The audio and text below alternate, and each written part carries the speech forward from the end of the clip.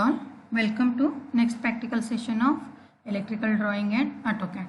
So in the previous session we have studied about the many bars which we are using for AutoCAD drawing, and also we have seen about the status bar and the command bar. So in today's session we are going to study the different types of drawing tools which we are going to use, and the modify tools and the status bar tools which are used to draw any type of a drawing in a AutoCAD.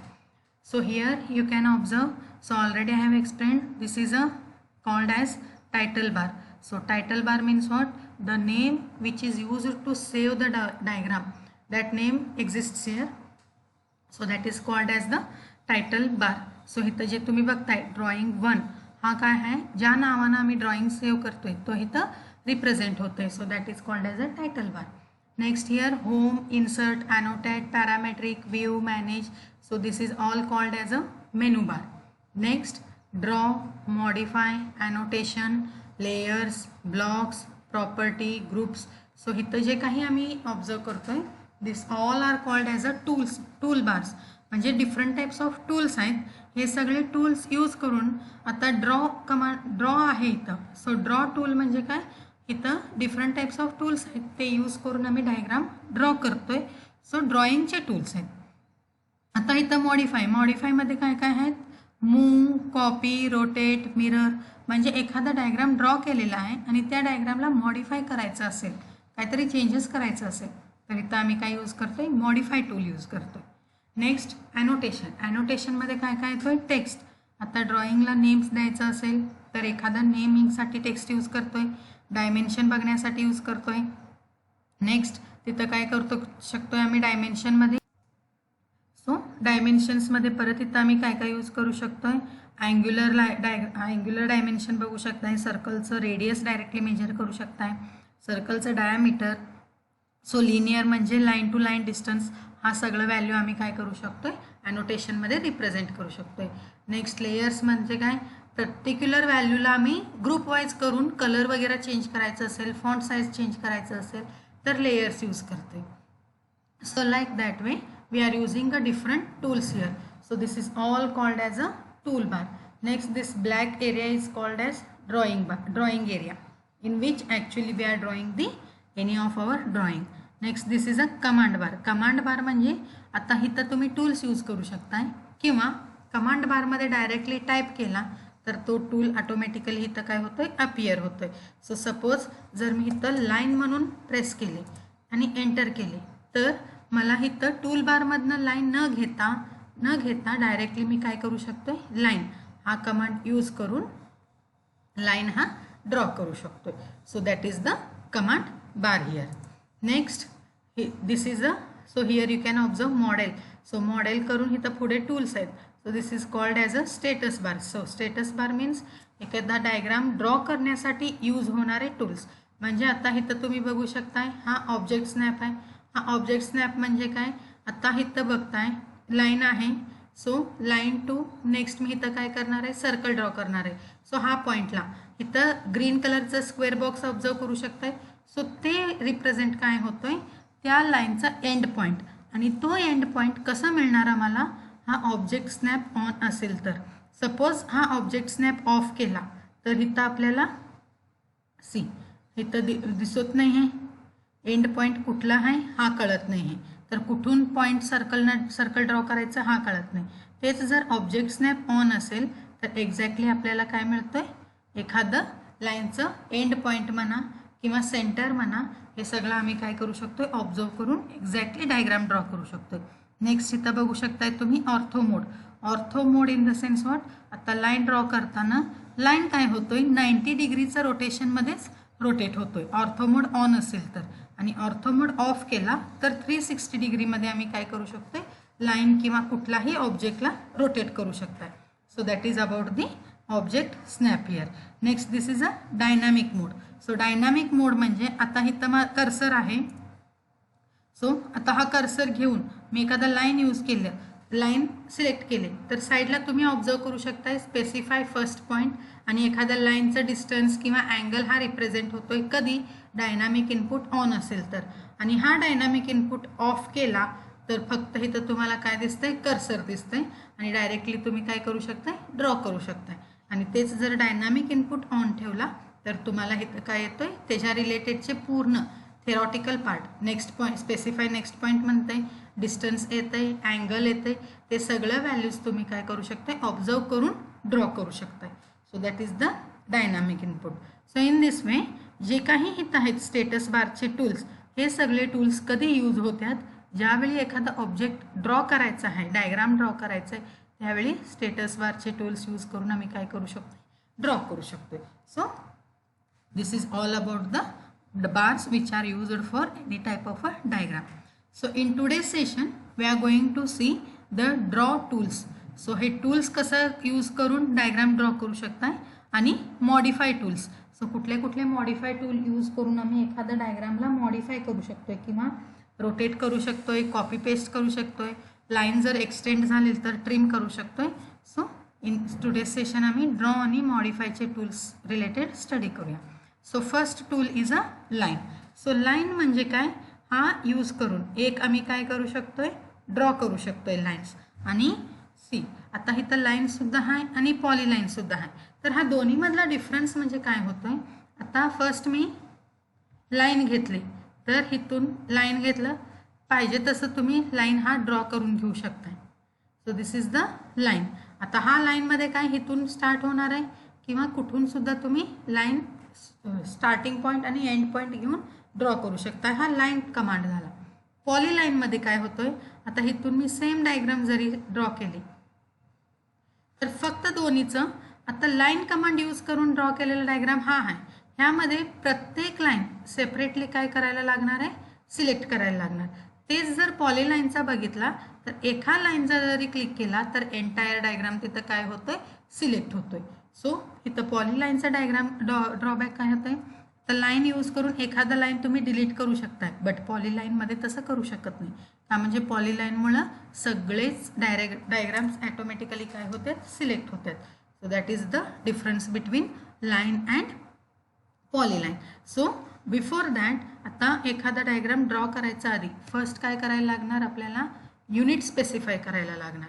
So unit specify कसं करायचं, command बारमध्ये directly unit हा type करा आणि enter. So हा जर enter केला तर ड्रॉइंग युनिट्स म्हणून तुम्हाला काय येतंय, टूल येतंय. आता ह्यामध्ये इथं जेव्हा लेंथ बघताय तुम्ही, हा लेंथचं टाईप कधीही काय ठेवायचं आहे, डेसिमल ठेवायचं. का म्हणजे आम्ही बेसिक डायग्राम ड्रॉ करणार आहे, स्टार्टिंगसाठी डेसिमल ठेवायचं. सपोज जर एखादा बिल्डिंग रिलेटेड ड्रॉ करायचं असेल तर तिथं ते काय आलं असतं, आर्किटेक्चरल, आणि तो कसं येतोय इंचेसमध्ये म्हणजे फूटमध्ये असं तिथं डायमेन्शन्स मेजर होतात. आपल्याला सिम्पल डायग्राम ड्रॉ करायचा आहे. सो त्यासाठी आपलं लेंथचं टाईप काय असणार आहे, डेसिमल टाईप असणार. नेक्स्ट अँगलमध्ये सुद्धा काय असणार आहे, डेसिमल डिग्रीज ठेवायची, दुसरं कुठलंही नाही, रेडियन ग्रेडियन्स असं काही ठेवायचं नाही, directly decimal degree. Next insertion scale, म्हणजे इन्सर्शन स्केल काय असणार आहे, एखादं डायग्राम किंवा लाईन तुम्ही ड्रॉ करणार, तो लाईन कुठल्या व्हॅल्यूमध्ये असायला पाहिजे ते. तर पाहिजे ते युनिट्स तुम्ही घेऊ शकताय. जनरली घेताना मिलीमीटर्स घ्या आणि डायरेक्टली डायग्राम काय करायचं, ड्रॉ करायचं. सो युनिट्ससाठी काय करायचं आहे, कमांड बारमध्ये युनिट्स टाईप करायची. युनिट्स टाईप करून एंटर केला तर युनिटचं सगळं कमांड येतोय. त्याच्यामध्ये काय ठेवायचं आहे, लेंथ काय ठेवायचं आहे, डेसिमलमध्ये, अँगल डेसिमल डिग्रीमध्ये आणि इन्सर्शन स्केल मिलीमीटरमध्ये. एवढं करून ओके केला तर प्रत्येक डायग्रामसाठी जे काही इथं ड्रॉ होणार आहे तो प्रत्येक व्हॅल्यू काय असतो, डेसिमलमध्येच डिफाईन होतं आणि घेताना त्याचं व्हॅल्यू कशामध्ये येणार आहे, मिलीमीटरमध्ये येणार.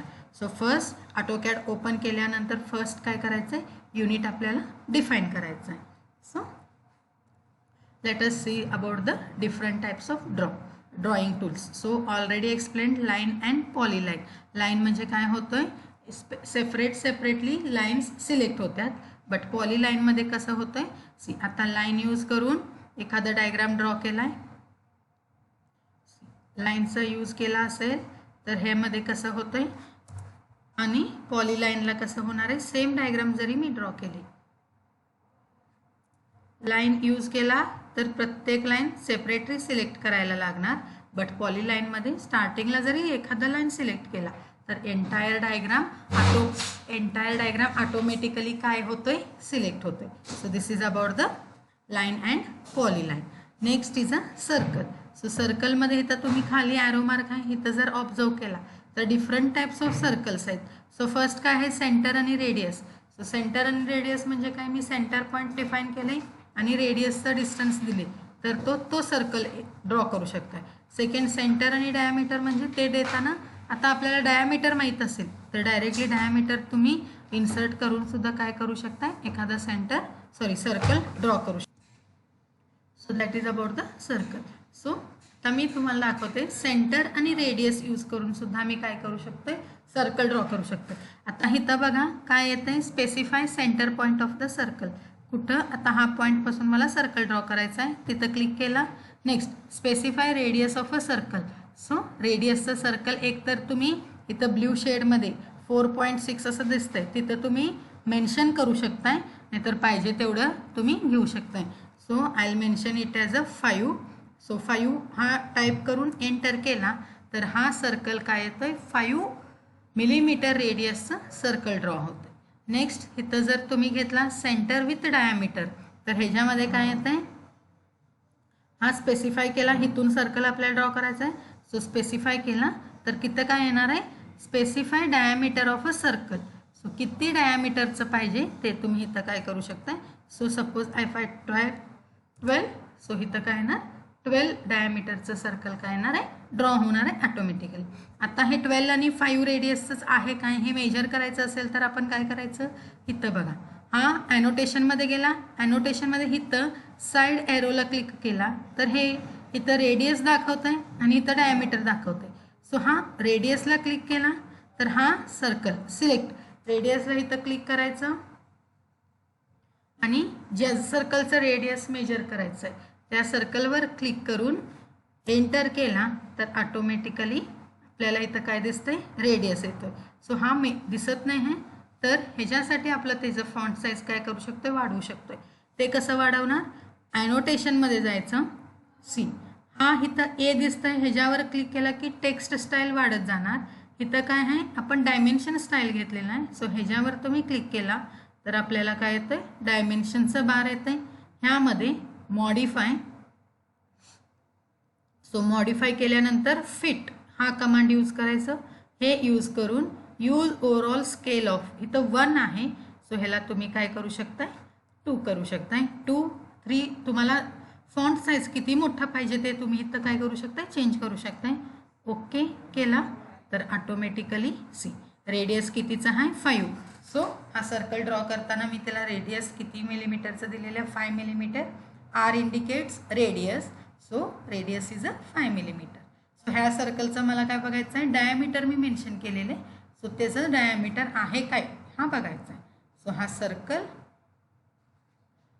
एंटर केला तर हा डायमीटर कितीचं येतं आहे, 12. सो मी देताना मेजर करताना हा डायमीटर दिलेलं होतं कितीचं, 12चं.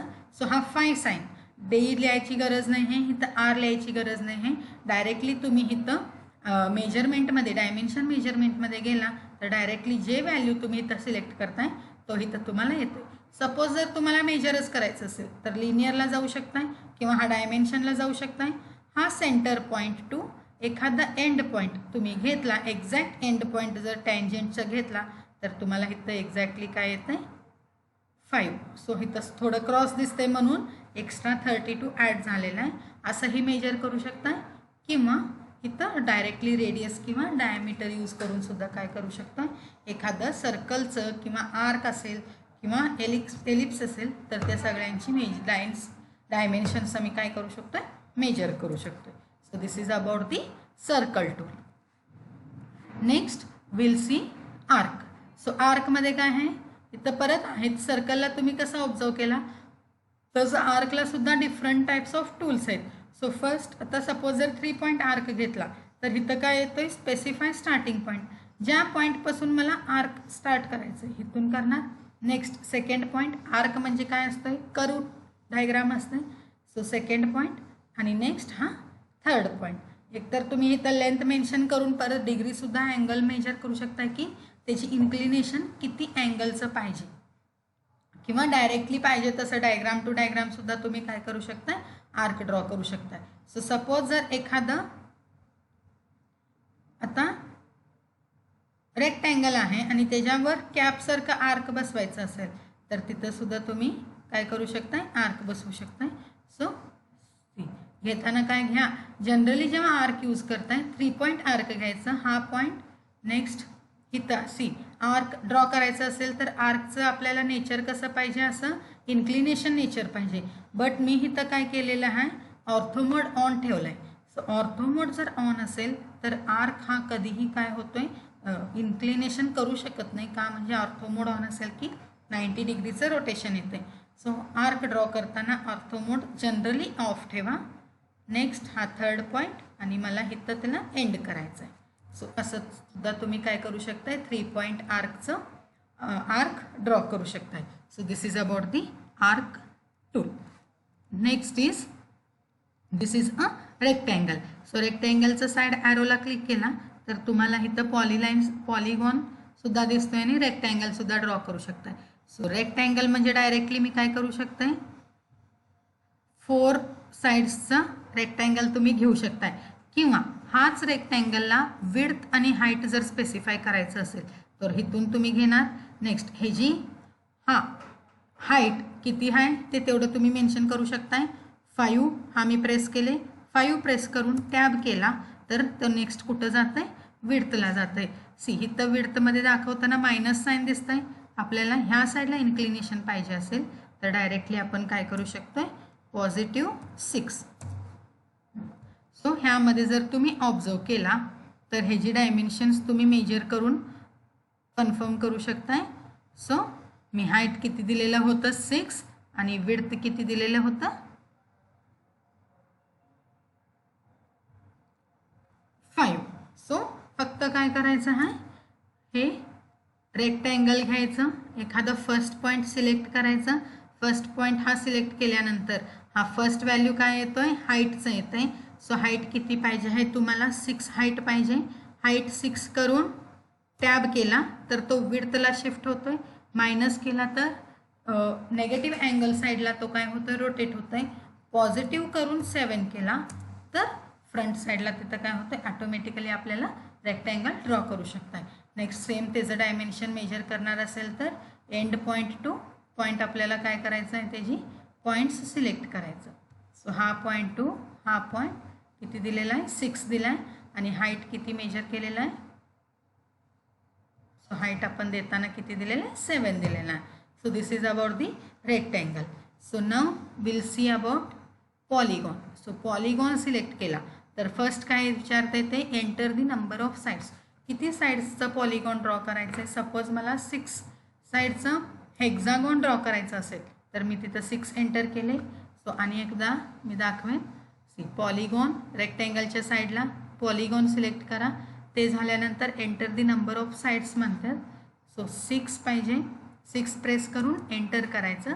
सेंटर ऑफ द पॉलिगॉन कुठून ड्रॉ करायचं आहे, इथून तो पॉईंट सिलेक्ट करा. ते झाल्यानंतर in command bar we can observe inscribed in a circle or circumscribed about the circle. म्हणजे एखाद्या सर्कलच्या आतमध्ये तुम्हाला पाहिजे आहे काय, सर्कलच्या बाहेर साईडला पॉलिगॉन हेक्झागोन पाहिजे असं विचारते. सो सर्कलचं इनसाइड असेल तर ह्या लाईनला इनसाइड द सर्कल क्लिक करायचं. आउटसाईड पाहिजे असेल तर आउटसाईड. नेक्स्ट आता सी नेक्स्ट काय विचारते ते, specify the radius of a circle. So किती रेडियसचं तुम्हाला सर्कल पाहिजे. सो पॉलिगॉन त्यामध्ये एक्झॅक्टली प्लेस करण्यासाठी जर आपल्याला पाहिजे तेवढं तुम्ही सांगू शकता. सी डायरेक्टली इथं मी जर 8 प्रेस केले तर हे जर किती असणार आहे. सो 8 हा अँगलनं तिथं काय होतं, पॉलिगॉन ड्रॉ होतं.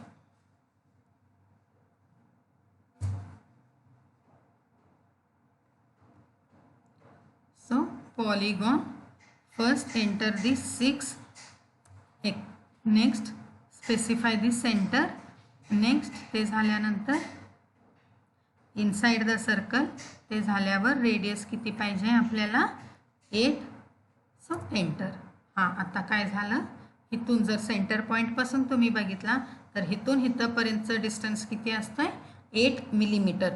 आता 360 डिग्रीमध्ये हेक्झागोन ड्रॉ केलेला आहे, तर प्रत्येक अँगल किती असणार आहे, इक्वली डिस्ट्रीब्यूट झालेला असणार.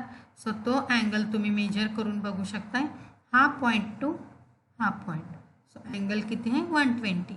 सो टोटल एका 360मध्ये सी हेक्झागोन डिवाइड केलेला आहे, that is about the 120 degree. So असं आपण काय करू शकतोय, हेक्झागोन ड्रॉ करू शकतोय. Next is ellipse. So center एलिप्सला काय आहे, सी स्पेसिफाय दी सेंटर. आता हा लाईन घेणार आहे, सो पाहिजे तसं तुम्ही लाईन ड्रॉ करू शकताय. So this is the ellipse. So this is all about the tools, drawing tools which are using for the drawing of any type of diagram. So in next session we'll see about the modify tools which are used to modify any type of a diagram. Okay, thank you.